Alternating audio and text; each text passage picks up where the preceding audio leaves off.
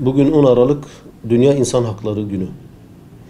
Bundan 68 yıl önce Birleşmiş Milletler dünya insanların haklarını, hukuklarını garanti altına almak, muhafaza etmek için böyle bir metin hazırlayıp altına imza atmışlar.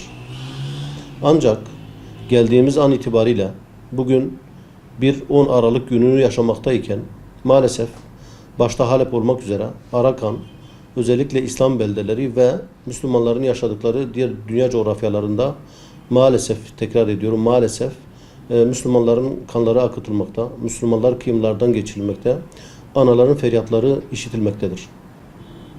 Ve bunlar yapılırken, bunlar yaşanırken Birleşmiş Milletler seyretmekte. Hatta daha da kötüsü, belki bu kıyımlar, katliamlar, hak ihlalleri ya bu metne imza atan ülkelerin bizzat kendi destekleriyle veya yönlendirmeleriyle yapılmaktadır. Bu hakikat böyleyken, bu realite bu şekilde görülürken Birleşmiş Milletler gibi büyük oluşumların maalesef bu anlamdaki itibarları sarsılmakta ve güvenlerini yitirmektedirler.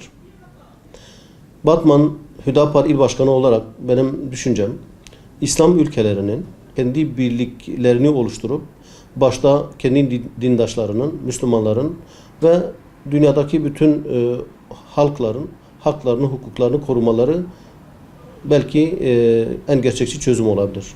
Başta mustazaf ve mazlumların olmak üzere bütün insanların Dünya İnsan Hakları Günü'nü kutluyorum, tebrik ediyorum. Teşekkür ediyorum.